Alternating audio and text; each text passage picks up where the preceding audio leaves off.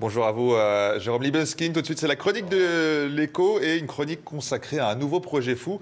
Un projet signé Facebook, puisque le groupe veut bâtir une ville entière, rien que ça. Oui, Facebook City, Jamel, ou plutôt The Town. The en anglais, c'est Z, et ce Z-là, c'est pas celui de Zorro, mais celui de Mark Zuckerberg, le patron et fondateur de Facebook. Et comme tous, et comme tous les milliardaires de la Silicon Valley, Mark Zuckerberg, que vous voyez sur cette image, ne fait pas les choses comme tout le monde. Il voit les choses en grand. Ce projet The Town, il est pharaonique d'abord, et vous le voyez aussi sur cette image. Il a fait appel au un des plus grands architectes du monde, Frank Gehry.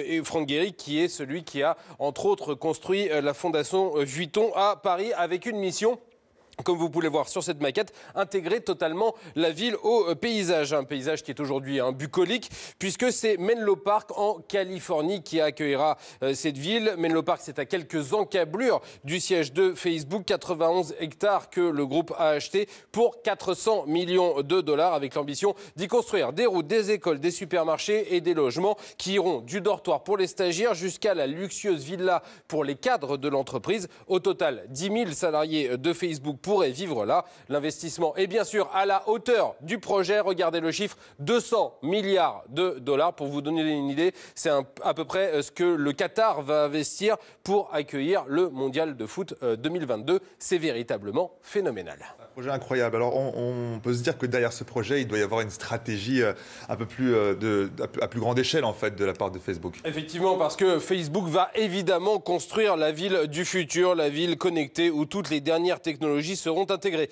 Et cette volonté de se lancer dans le BTP, c'est finalement assez caractéristique de la stratégie de ces géants de la Silicon Valley, ceux que l'on appelle, vous savez, les GAFA, Google, Apple, Facebook et Amazon. Google, par exemple, s'intéresse à notre santé, à notre code génétique, avec la promesse que l'immortalité est peut-être possible. Amazon, lui, se lance dans l'alimentation et veut venir concurrencer les supermarchés américains. Apple et tous les autres ont des projets dans les énergies renouvelables, et voilà que Facebook se voit en bâtisseur. Bref, tous ces groupes richissimes nés sur Internet cherchent maintenant à avoir une prise sur notre réel, sur notre quotidien physique, j'allais dire, à être au sein en fait de la convergence entre le web et le quotidien. Alors, est-ce que c'est fascinant ou est-ce que c'est effrayant? Je vous les juge, mais on peut avoir une certitude, c'est que l'on se trouve plus seulement face à des géants du web, mais face à de véritables bâtisseurs d'empires.